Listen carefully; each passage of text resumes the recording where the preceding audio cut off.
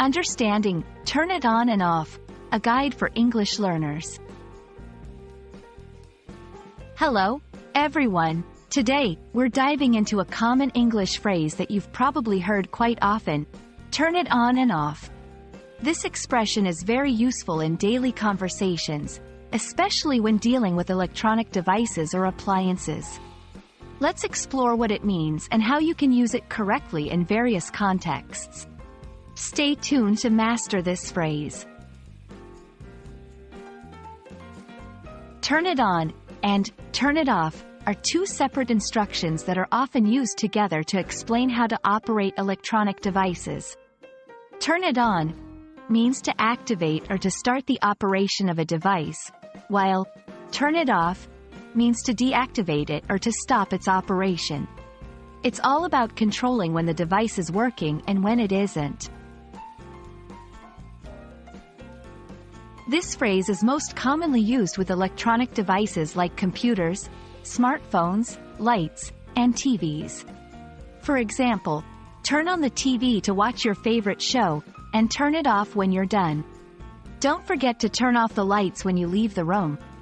It's a basic but essential command that helps in saving energy and prolonging the lifespan of your devices. Let's look at some scenarios where you might use these phrases. 1. Instructions. Manuals often say, turn the device on by pressing the power button and turn it off to conserve battery life. 2. Requests. If someone is leaving a room, you might ask, can you turn off the lights? 3. Troubleshooting. When a device isn't working properly, a common suggestion is to turn it off and then turn it back on again. This can often reset the system and fix minor issues.